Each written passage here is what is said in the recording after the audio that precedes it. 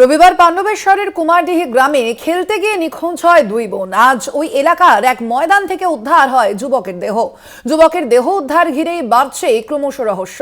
ঘটনাস্থলে পাণ্ডবেশ্বরের বিধায়ক এবং পুলিশ এসে পৌঁছেছে। তারা ঘটনার তদন্ত শুরু করেছে। আমরা আরো বিস্তারিত জানবো। ফোন লাইনে রয়েছেন প্রতিনিধি তাপস গোপ। তাপস, কি জানা যাচ্ছে, কিভাবে এই ঘটনা, পুলিশ সূত্রে কি খবর রয়েছে?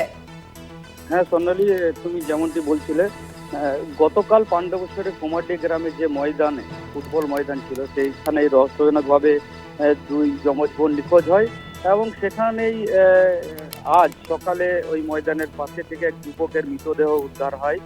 মৃতদেহ ঘিরে রহস্য দানা বেঁধেছে। এই খবর পেয়ে ঘটনাস্থলে আসে অন্ডাল জোন এসিপি পিন্টু সাহা। ঘটনাস্থলে পৌঁছায় পাণ্ডবেশ্বরের বিধায়ক নরেন্দ্রনাথ চক্রবর্তী। তো আমরা এসিপিকে যখন জিজ্ঞাসা করি, এসিপির বক্তব্য, তিনি বলেন যে গতকাল থেকে পাণ্ডবেশ্বর থানার পুলিশ ঘটনাস্থলে রয়েছে এবং এই যুবক যিনি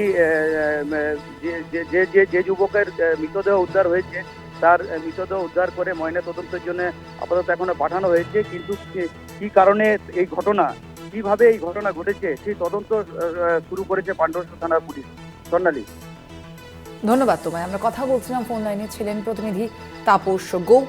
রবিবার পাণ্ডবেশ্বরের কুমারডিহি গ্রামে খেলতে গিয়ে নিখোঁজ হয় দুই বোন। আজও ওই এলাকার এক ময়দান থেকে উদ্ধার হয় যুবকের দেহ উদ্ধার ঘিরে ক্রমশই বাড়ছে রহস্য। ইতিমধ্যেই ঘটনাস্থলে এসেছে পাণ্ডবেশ্বরের বিধায়ক ও পুলিশ।